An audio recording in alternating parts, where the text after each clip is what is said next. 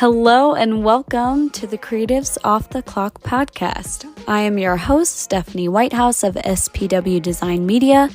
Whether you are a creative person on or off the clock, we are so much more than what we create.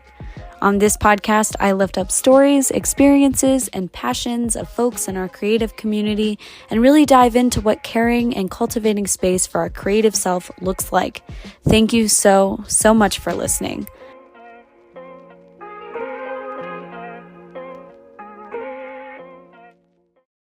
Okay, I just want to give the warmest welcome to my next guest. I'm so happy to have you here, Katherine Newell Okojie. Welcome to the podcast. Thank you. I cannot wait to have this conversation. Before we dive in, though, we are currently experiencing the blessing of being together in person, which is quite an awesome time. As people may or may not know, I just moved back to Colorado from Texas, and currently we are going to acknowledge the land that we are on. This is Ute, Arapaho, and Cheyenne land. So we are thankful to be here. And so Katherine, how we came to be into existence is quite an interesting story. Like Genesis? Or... Yeah, in the beginning. In the beginning. Like, I guess, so I know Katherine because we were working at a place that shall not be named in this conversation. But we found each other. I was the acting digital communications director. She was brought on as the spiritual director, and we just kind of collided in like the best way possible. What is that? Dave Matthews Band Collide, like the song. But yeah, it was a pleasure to run into her and work with her. And yeah, do you want to say anything about our partnership over that time? Yeah, I think it was unexpected. For me, I started a job. We can name that it was a spiritual center in Denver. It was, yes. It is still in existence. Mm-hmm. It is a very historical space. Mm-hmm. And Stephanie and I were the youngest on staff. Mm-hmm. And I was the spiritual director, and which is kind of like an ED position. So it was great to work with a marketing guru such as Stephanie, someone who is so fun to work with. That really, I like marketing, but I definitely, having a master's of divinity, wasn't trained in that. Mm-hmm. And so I really like it and respect it. But no, Canva is not my love language the way that it is Stephanie's. You love Canva. You're good at Canva, though. I love it, but you have like an innate gift with this kind of thing. So I loved working with you because you bring that out in people that you work with. So yeah, who knew that we would kind of join forces in this job and then also stay together afterwards. Mm-hmm. And for those of you who don't know, Stephanie created my website. So you should definitely check out katherinenewell.com. Yes. It was a total revamp and a pivot really after we both left that spiritual center into the life we live now and the calling that we're in. Absolutely. And I think that ties in really well with our creative journey. I think we were on one trajectory, and our experience at that place of employment was on a whole nother page than we were, I think. And we wanted to create and cultivate the space of creativity and welcoming and belonging. And, that's not for everyone, I guess. So, it was just a joy to be able to still sustain the relationship. And, you are doing your own thing now. I'm doing my own thing now. And it was such a gift and a pleasure to be able to work with you on your site. I'd love for you to tell the listeners what you are working on, what you do, and then expand upon that. I would love to, as it is always unfolding, to be honest. I am, like I said, I have a master's of divinity. I'm an inner spiritual minister, and I've previously served as a trauma chaplain in a couple different hospitals. So I have that kind of experience, but I also do a lot now, mostly facilitation, speaking. I'm writing a book. And of course, I am a ritual crafter. So that is my main mode of being. And my calling on this planet is to make magic and make meaning with people. So thank you for helping me get some of that word out in the world. I think that we really, really need it now more than ever. We feel really disjointed and really disconnected from ourselves, from our whatever we believe our creator is, and certainly from the earth. And so the fact that I can do the work that kind of brings all of that together is just a gift. So thanks for inviting me on, because I think that creativity is distinctly connected to divinity. And I use very like open words for God. So if you're out there already like freaked out that I said the word minister, take a breath. It's okay. I'm not going to hurt you. No spiritual trauma here, and no spiritual bypassing either. So we're gonna go right in the middle of that. But we get to make magic through creativity, and that is a moment over and over again that I have connected with the divine and reclaimed my faith in the universe and remembered my power. It is over and over again through creativity. And as someone who just took a long time to realize that creativity was so much of the source, I didn't want to call myself an artist. I didn't want to do any of that. Oh no, that's not me. You got to be a painter or a dancer or an architect or something for that. I work in energy and alchemy and emotional healing. So I don't really do a lot of tangible things sometimes. I think it can have very tangible results, which is why I love ritual, because it's like adding in the tangibility. But the creativity piece was really the key to unlocking the manifestation, the connection. I did not know that before. Yes. So it's been a process and unfolding. We run from ourselves. Yes. Don't we? And the truth of who we are. Not you calling me out right now. I was calling myself out. I think all of us have a little bit of that. Like we get in our own way with the labels and like what we are allowed and not allowed to call ourselves.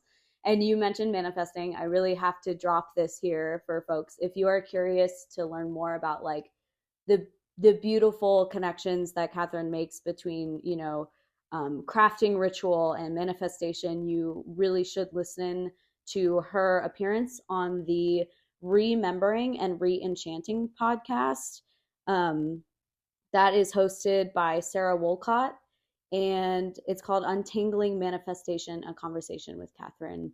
And it really beautifully sets up the background, a lot of beautiful paradigms, a lot of, worldview, and just like synthesizing everything. I'm sure that will come up in our conversation. If you want to dig in deep to that, please take a listen. It is literally the best 45 minutes of your time. If you are driving somewhere, commuting, it's a very spiritual, life-giving conversation. So just wanted to put that in there.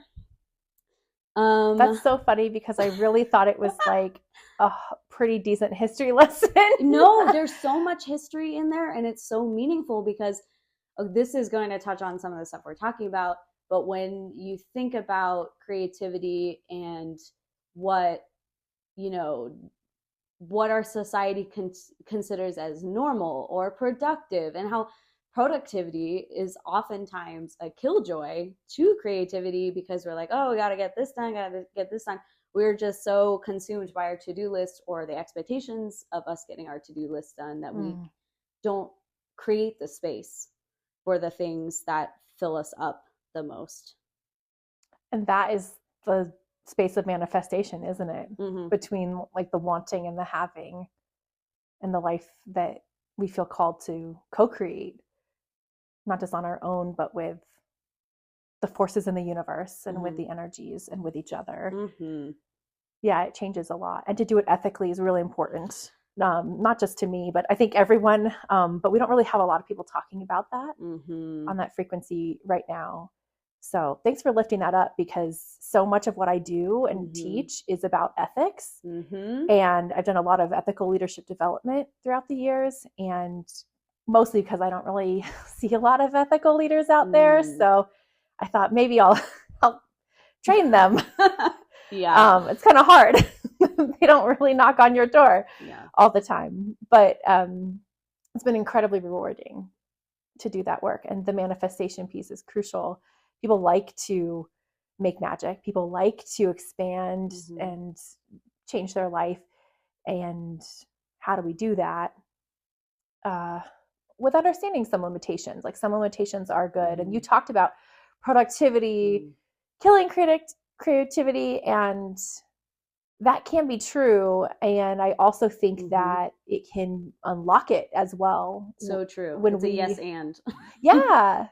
It depends on which kind. I think that when we decide what we want to produce, that is part of the creative process. It's very different. I think that we are being told that productivity is horrible in many ways, because that is all fueled by capitalism and by the corporations that we are beholden to in this society if you want to just survive the bare minimum. And I know a lot of people are probably listening to this thinking, this woman talks a lot about like ethics and morality or whatever for a minister, like just talk about God. But I believe that we are the manifestation of the divine in many ways.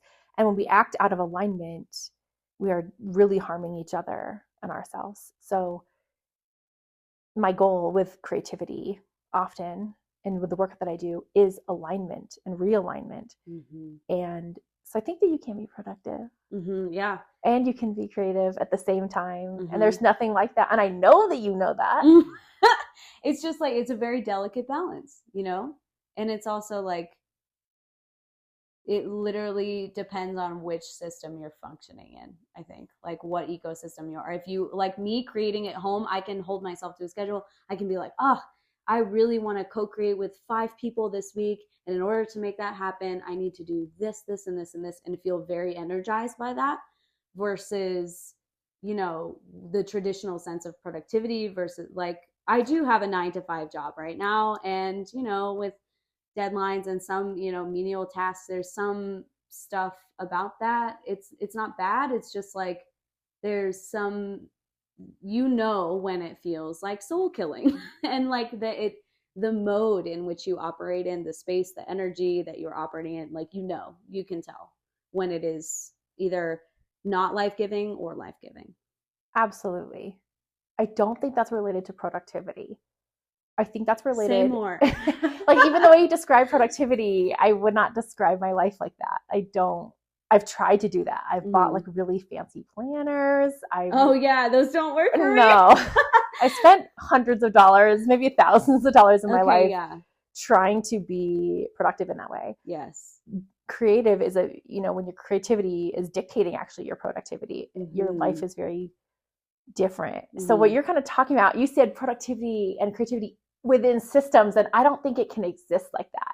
That's so interesting. To be honest, you have to go outside the system, the paradigm, whatever it is. You have to go to a blank page always. You have to go to the, edge of a mountain. You have to have like this blank open space in order to start whatever it is. So it's so funny because I just would never call productivity like, I guess, the planning. So you look at productivity like scheduling, and I look at it as like product, like whatever you end up producing. That's like how many pages you write in your journal that day, you're extremely productive. You wrote like 2 pages. That's phenomenal. There's many humans who can't do that. How many courageous conversations did you have with your loved one that day? That's very productive.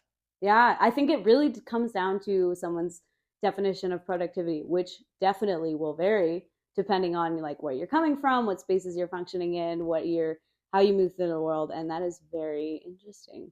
And your values. Because if you value a certain kind of productivity that exists within emails or, I don't know, a Slack channel or something, then okay. Then that's okay. But that's going to be the confines, like you said. So until you take those words out of a system, out of a box, like they're never meant to be in that box. I feel like we really got indoctrinated. Yeah, there's this meme I saw recently where it's like, we really were just like running wild through the fields, picking berries, having picnics. And now we pay, we're paying taxes and like just clocking into our little jobs, like, so yeah, it's just, that actually leads into one of the questions I want to ask you is, how do you then create that sacred space daily for yourself? How do you create that blank page? So, and it doesn't even have to happen every day. I feel like there's also a pressure where it's like, oh shoot, if I didn't be creative today, then oh no, sad. So like, when do you find the space? I guess like I open that up to you. Like, when do you embrace the space? How do you embrace space? Two things. You just, I think, define creativity within a productivity lens. Shit. Just by this like expectation of creativity kills it already. Like, goodbye, we're done. Yes, that's so true. And that is so hard, I think, in creative jobs, like in creative careers, when your paycheck is determined by how you have to create and you have a deadline. So figure it out, right? But also, I just want to take a moment and say that I struggle with this myself. And so I don't think that you should trust ministers with more answers than questions. I really still struggle daily with this. Absolutely. I'm a ritualist. I love ritual. And yet lighting a freaking candle, opening my journal sometimes is where I experience the most resistance.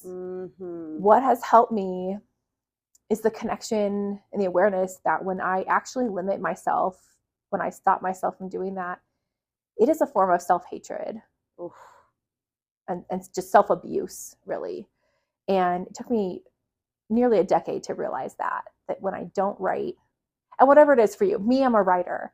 And I kind of am too. So yeah. I feel that.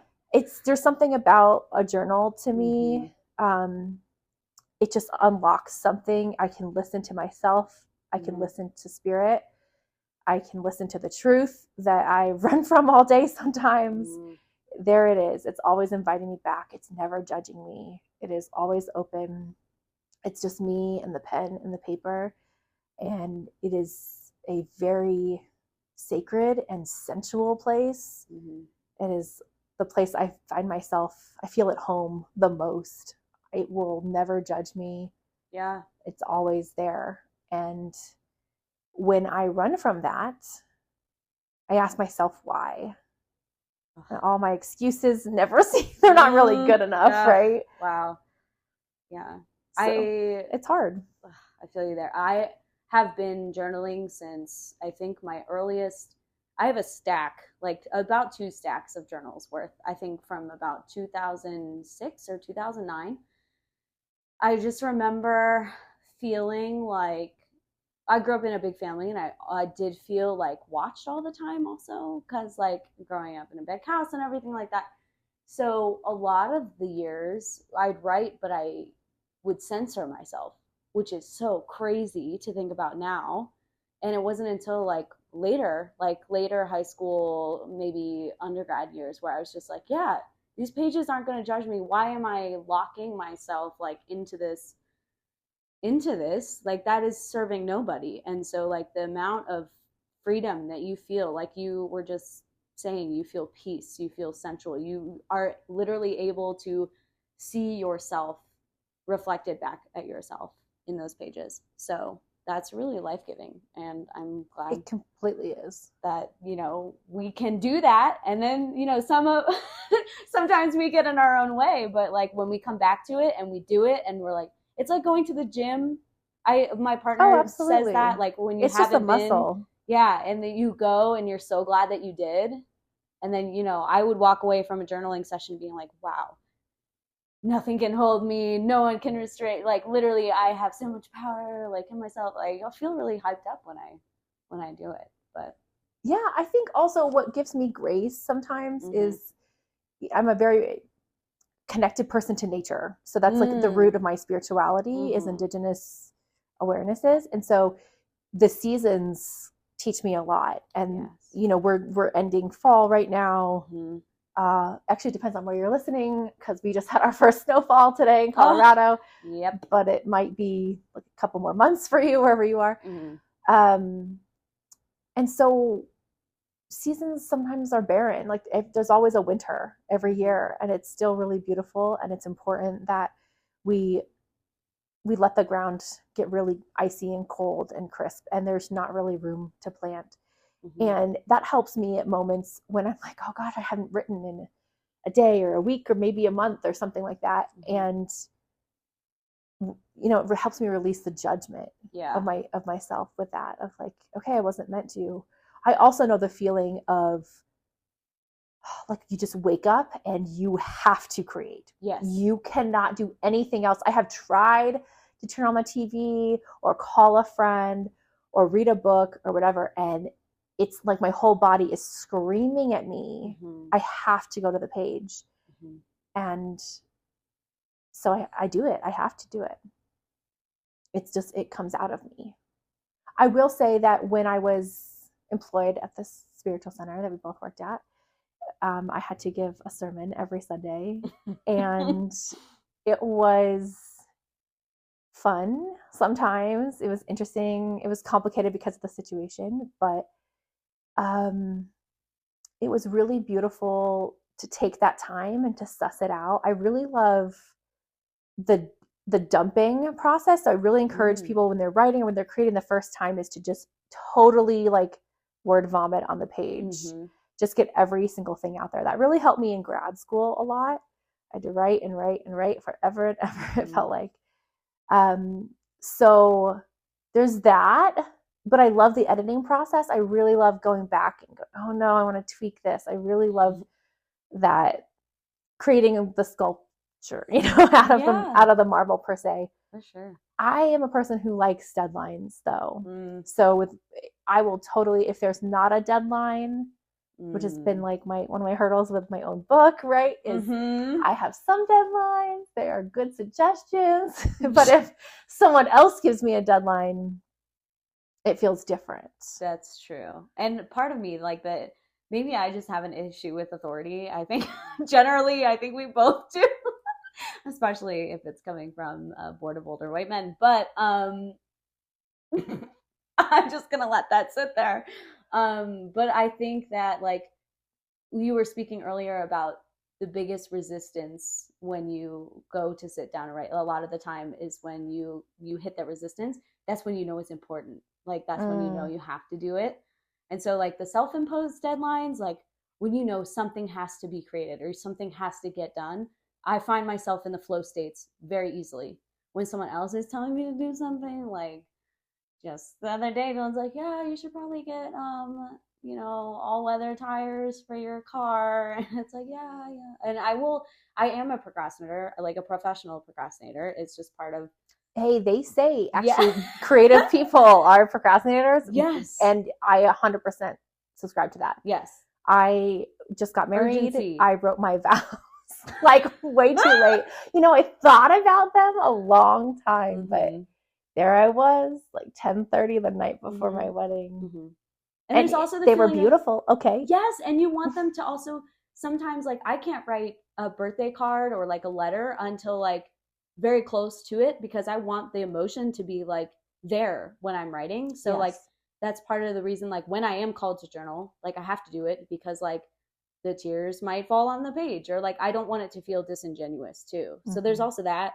And like I was diagnosed with like late ADHD like pretty recently, which is like its whole, process that you have to alchemize and all that stuff. But also realizing that like the executive function thing that's going on, and like not wanting to do something until it's either like interesting or there's urgency around it. And then the other piece for me is like, how emotionally attached am I to this? Like, do I want it to feel genuine? Something like that. So it all like comes down.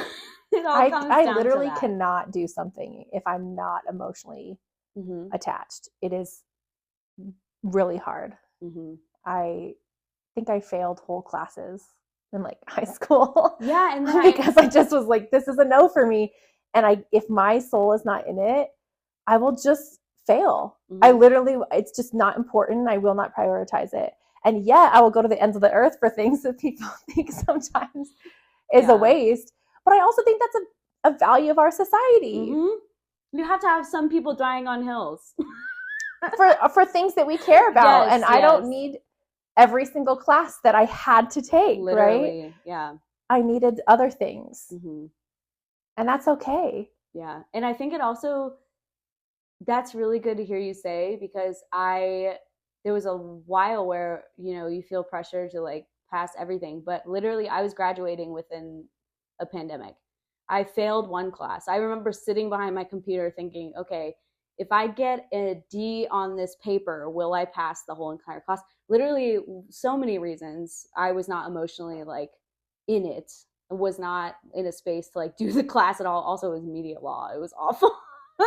Imagine like I could never do law school, first of all, but just like, and I'm like, ooh, that sounds fascinating. But I think that's when I started to develop the sense of like, this literally causes me so much heartache. I don't care about it pretty much at all. It is important, and I have done some learning since, but like at the time it was like, no, I kind of don't. But it's also made me better at saying no to things that don't feel aligned, like in my aligned with me. So yeah, I had that. I mean, this is a lesson to anyone listening. I have failed multiple classes in high school and undergrad. You're still alive. And graduated grad school, went to grad school, have a degree from an Ivy League. So don't let anybody tell you it's not possible. Grades are stupid. I will die on that hill, that's for sure. No, grades are ridiculous. And so much of school is actually to take the creativity and the autonomy out of humans and for us to become lemmings, so to speak. Like a little bit, yeah. So I really don't enjoy that. I loved college because you got to do what you wanted. I also crafted both of my degrees. I also couldn't even pick a major. I had to create them. I love that for you. I love that for a lot of people. Yeah. I encourage you, if you're listening to this, please go create your own major. Go make your own. Yeah, it's a build your own. Yeah. I would also say, to your other comment, I do a lot of sex ed and like sacred sexuality. So people think like that's different, but it's really important that we're embodied human beings, and pleasure is a huge component of spirituality.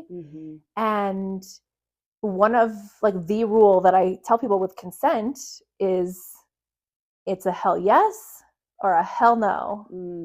And that's it.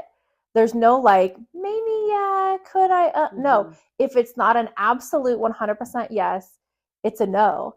And I think that rule can be used in creativity as well. If it does not resonate with you, if you are not feeling hell yes, I have to do this right now. This has to, or maybe not right now, but it has to go on the list. It's got to get done. Like this matters to me.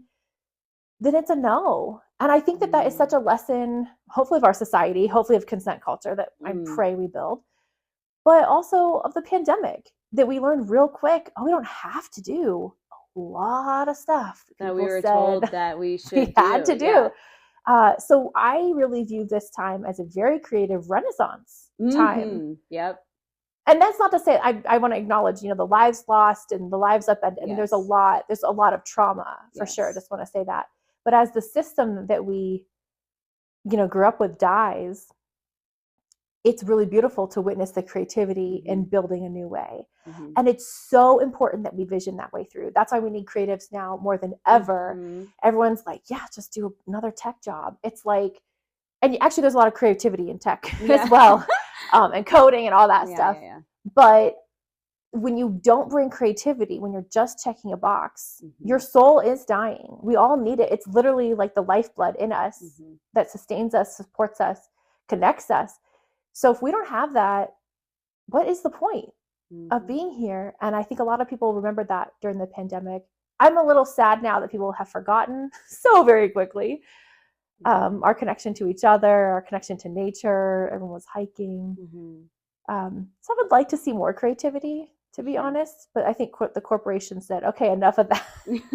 we let you have too much free time. stop knitting and get back to work. Knitting.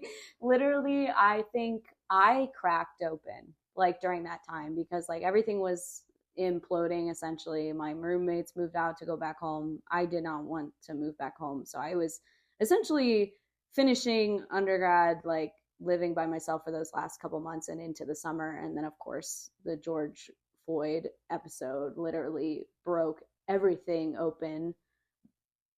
That was already broke. That was already broke. Literally, I was like, be real about there's that. literally 400 years of a lot of broken. Yeah, but it because everyone I think was a little broken open. It just was so much that more prevalent for people who maybe had never even like. Yes, for white people to just like for literally, white people that was a big moment. Yes, I think for BIPOC folks as well, but white people were like, we had never heard these things. We had never had empathy on this level, which is like disappointing. But like from the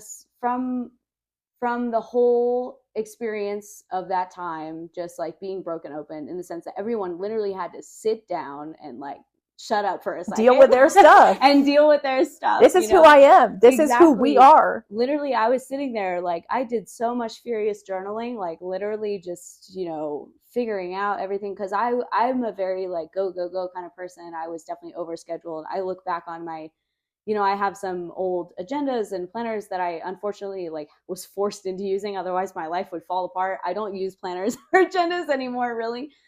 Except for Google Calendar. Thank you, Google Calendar. Shouts out. Literally. But I look back at that time, like, how is that sustainable? Like, none of it was sustainable. And so I'm like super grateful for that time. Like you said, there was a lot of pain, a lot of tragedy, a lot of hurt, a lot of healing that happened during that time. A true reckoning. And it's still happening. However many forces are trying to can we remind it. people out there? Yeah. It's still happening. It's still happening. Black lives still matter. They're still being murdered by the police. Yes. This is still an epidemic.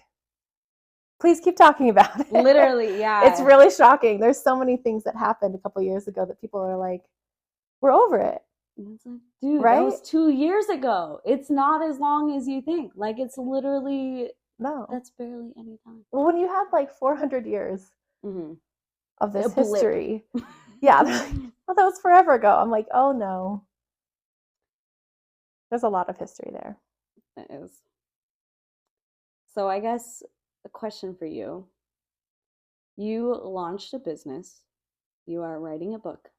You are creating magic with clients currently. You are co-parenting another small human and growing a human inside you. How do you balance your own creative endeavors while also taking care of yourself? How do you practice rest, and how do you prioritize returning to yourself? I am lazy. I should have written that as a sermon. Just said I'm lazy and then walk off the stage.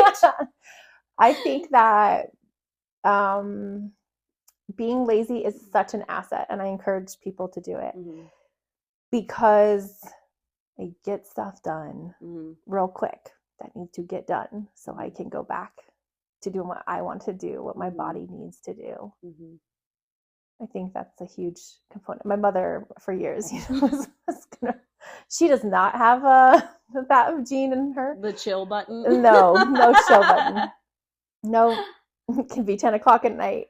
She's like, I'm still writing. I'm still reading. I don't want to live life like that. I did not design a life like that. So this has also been years of cultivation, but I've always been lazy. And for years, it was such a detriment. We started this conversation talking about productivity. Yeah. People are like, oh God, don't be lazy. It is a blessing to sit and just sit some more and have your favorite drink and have a real long conversation and eat yummy food and read a book, write in your journal, like whatever that is to you. Like having children just reignited that in me in a different way. Like, yes, there's way more to do, and it's about intention. And people do a lot of stuff in our lives and we do not do it intentionally. I wanted to ask about intention versus routine, like where that is for you, like what a routine is not intentional. Yes. a ritual is. I tell people that is the main difference. Ritual is intentional, a routine is not. You can design a routine because you have to, because of the confines. But if people use these terms interchangeably and they're not at all. A ritual you are fully awake and aware of. It is an embodied practice. So whether that be brushing your teeth for you, great.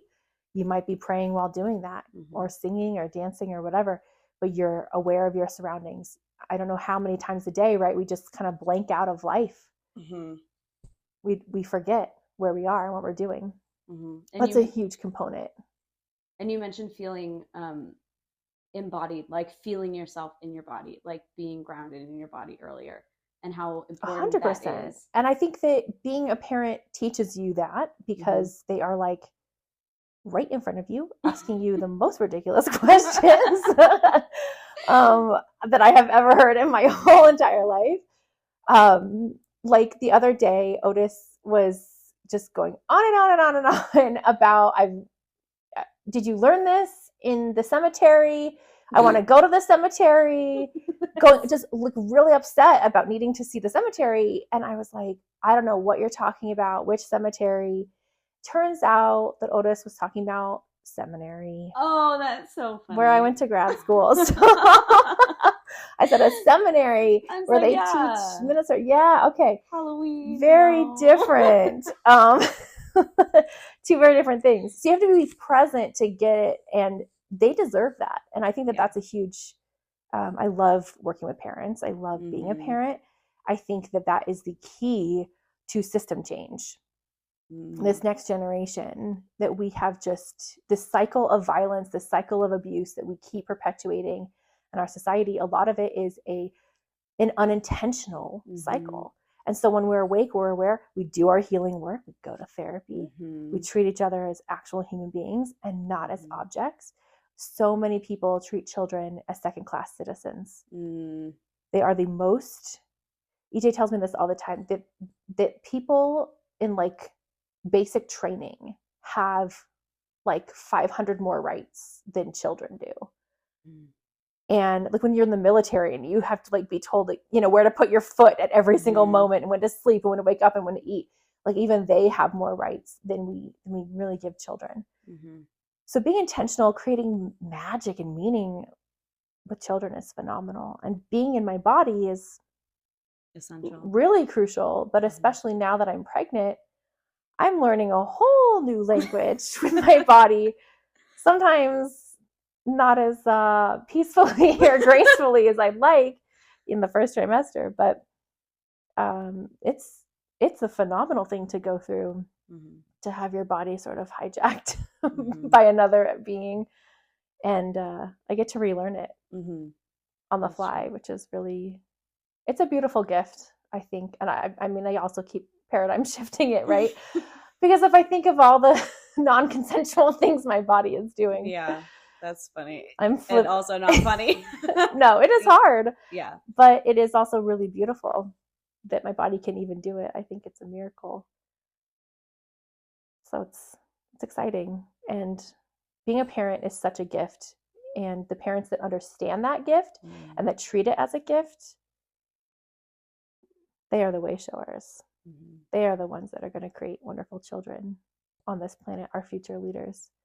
And I think that's where so much of our hurt comes from. And our lack of our creativity, the lack of awareness and the lack of self-respect. We weren't taught it. We weren't taught bodily autonomy. We weren't, we're white women in America. We were taught, suck it in, do not move, be quiet, don't giggle, take up space. Don't take up space. Don't you dare gain weight. None of that. How dare you say something that doesn't agree with no the majority? You have to make everyone feel comfortable all the time. Oof, yeah. So when you're creative, when you're outside the box, it transforms everything automatically. And that's why I love ritual. That's why I love delving into the world of magic, because it steps out of the bounds. It says, oh, look, I can do this. And I didn't need to ask for permission to do it in. Yeah, there's so many things that I'm definitely still unlearning. Definitely like that internalized misogyny for sure. There's like so much unpacking unpacking that goes on there. And also just like internalized capitalism when it comes to productivity. If you think about the way we started the conversation, just like where my head's at, like, and you won't even realize your head is there. We were talking like, we're like with indoctrinated. EJ, literally it's the water we swim in that we don't know. And so it's like the beautiful thing about creativity, embodiment, ritual is being so aware of where you are and how you're doing things that you can literally take a step back. And so when folks don't have that space, you mentioned our parents and their parents. They, my great grandparents were in the Depression, like in the height of the Depression. They were literally in survival mode all the time. Think about how that is stored in the body, how that is passed down through generations. So it's like, we're living through it again, though. Yes, and we're seeing it like all over the place. And so to be a creative person in this time, that's one of the reasons like I started this podcast in the first place. It's like people go out of their way to create still, and they do it because they need to like be, like you said, it is literally, it's breathing. It is breathing. We are all creatives, and we have lost that. Mm-hmm. The more that we rekindle that and reclaim that, just put your hands in dirt, put your feet in the grass, like just be messy with it, get weird with it. It's that whole like, who are you when no one's watching? I am a weirdo. Good. Yeah. Like that upends the system. That says like, screw over the patriarchy. Like we're done here. That says capitalism doesn't matter in this house because my time is way more valuable than any number that can be put on it. It is sacred. It just upends all of that. And it's just be messy. Yeah. I think that's so, so, so, so, so important. And you're talking about decolonizing. Yes, that's exactly it. We really need to continue to focus on that. And I'm glad that you named the 3 nations, the land of the original caretakers that we're on tonight. That's really, really important. The people understand that. And at any point in time, you can go on, you can Google it if you're wondering which land you're on. It's really important that we know who we are and where we are in the historical context. That actually gave me so much more power when I understood where my ancestors came from. To be white on this continent is weird. It is to feel very out of place in many ways. And so once I connected with really where did I come from, it changed a lot for me. And I wonder if that's similar for you. That could be a whole nother podcast. Okay. We'll do that one later. Yeah. So for listeners, I was adopted actually at 8 months old, but from a European country. So like that's also that's a crazy thing too. And just like not quite knowing, where I come from. Like I've not delved into that work yet. I'm sure it's going to hit me in the face later in my life, and there's some stuff about like, oh, am I ready to tackle that right now at this point in time? Am I, just gonna put that off a little longer, et cetera. There's so much that goes into that, but literally the shadow work, like you doing that introspective work to figure out, to really be aware of like, what shaped you? How did you get here? What are the values that you either find yourself entrenched in? What are you unlearning? It's all part of that. And what are we responsible for? That's so true.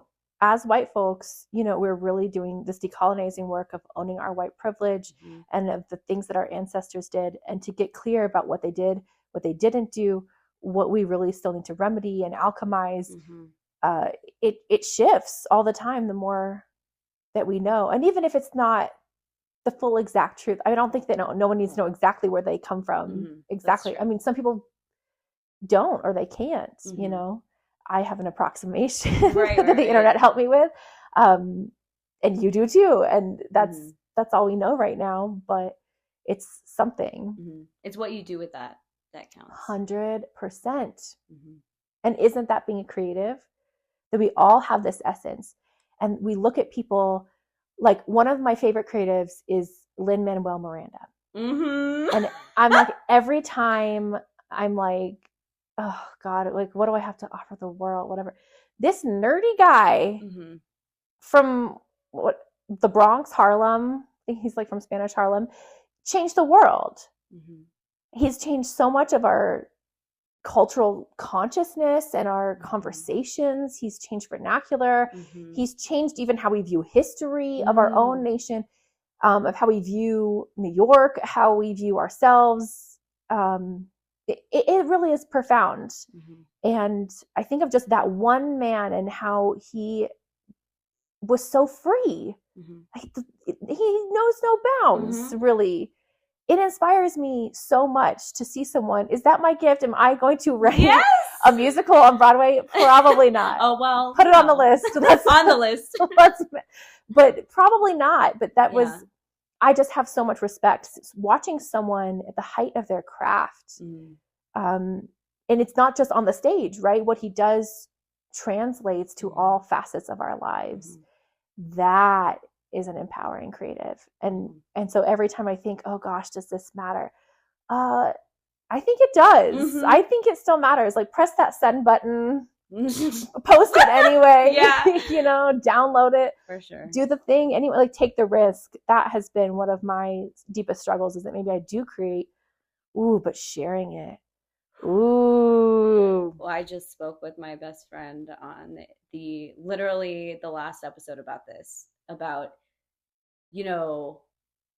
we talked about, do we want to create and then share instantly? Do we want to create the space where we just have it to ourselves? We just kind of get to chew on it a bit and then, share. And it's different for people. Literally, she was talking about, like, it brings me so much joy to, like, share.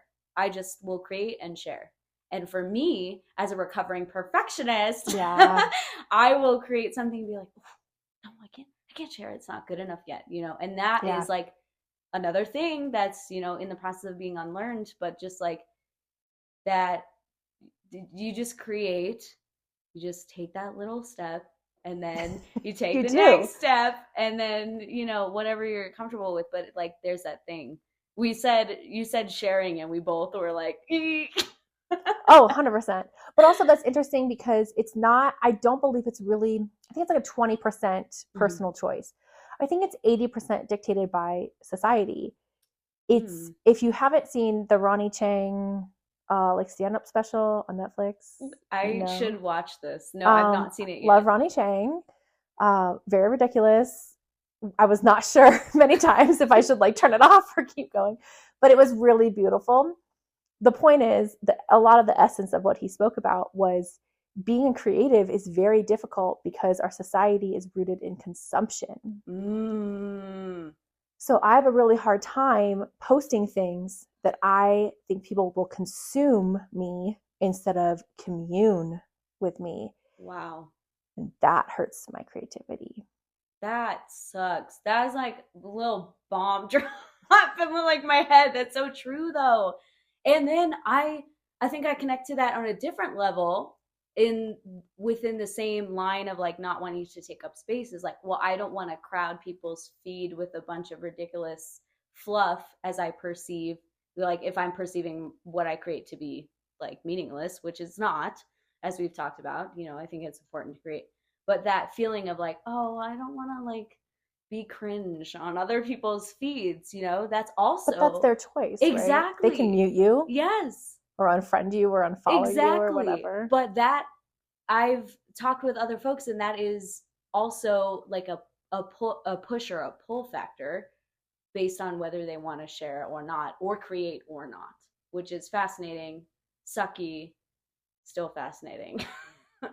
Yeah, we miss, I think, the time of just creation without the backlash or the peanut gallery. It's always been there in different ways, but with social media, it's just amplified it.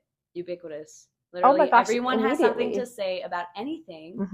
And that's, I think, why some people are so hesitant to put something out. Like, oh, someone's going to hate on it. We all know that we focus on that one bad comment more than the 10 other wonderful, supportive comments that come in.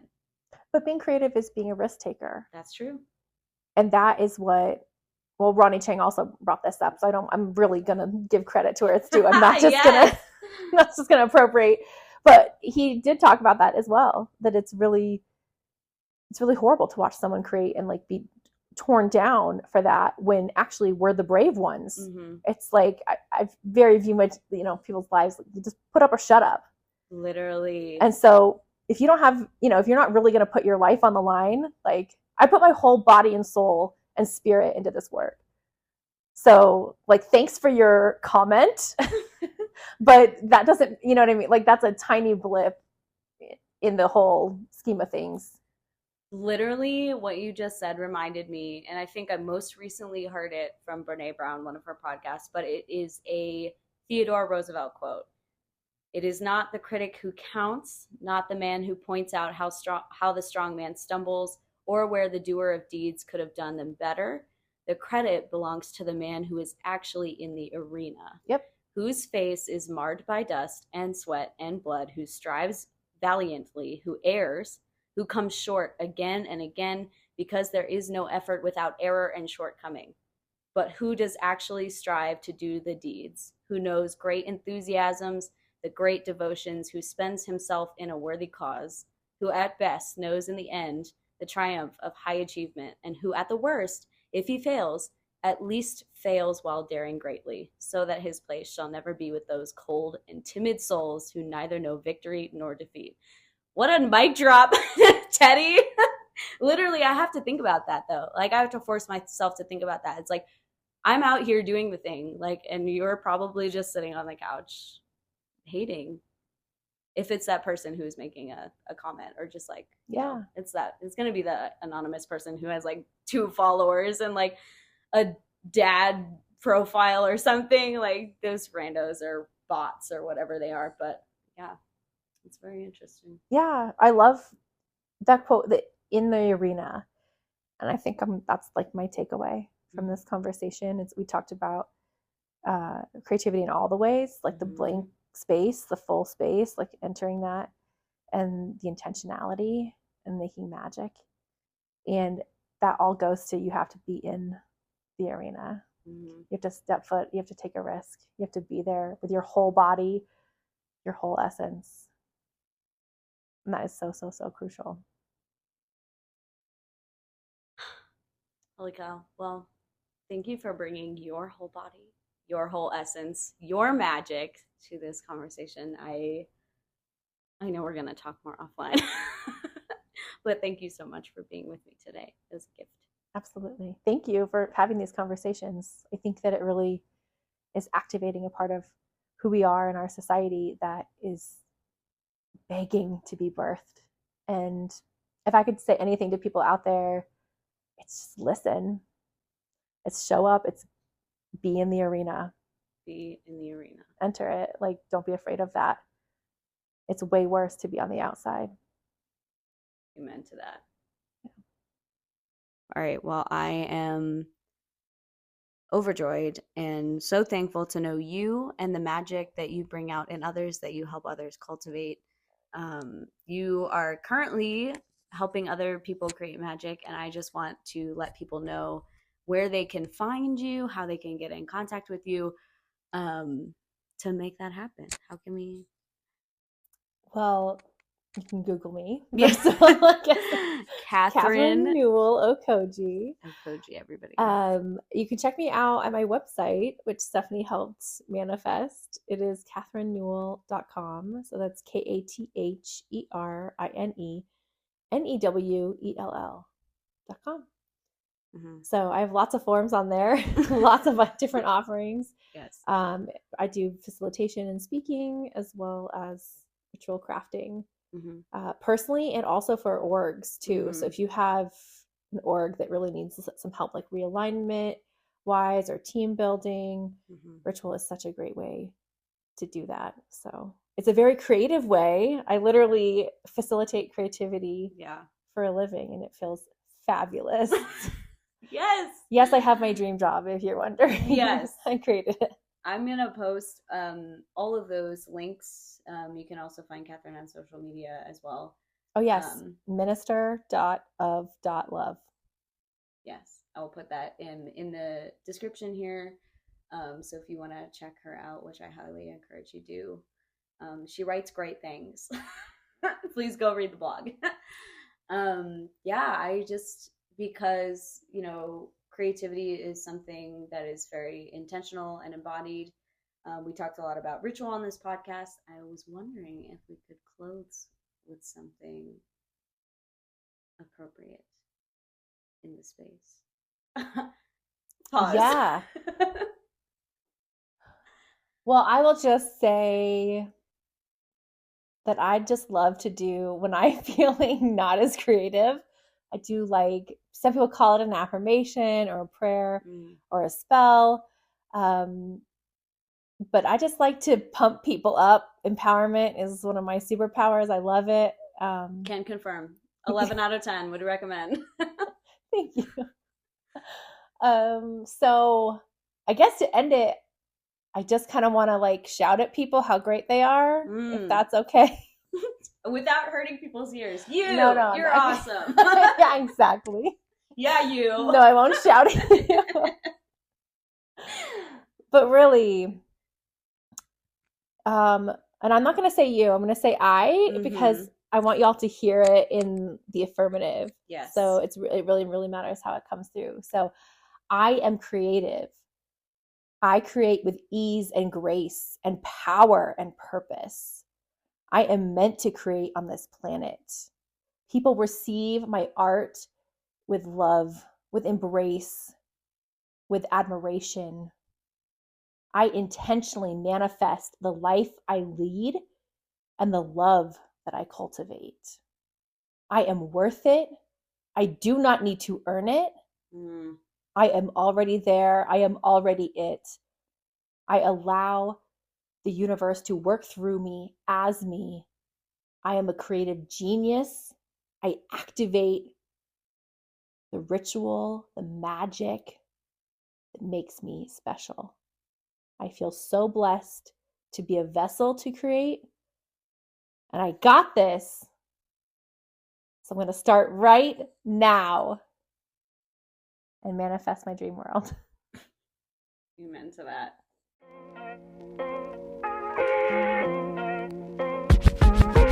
Thank you so much for listening to this episode of the Creatives Off the Clock podcast.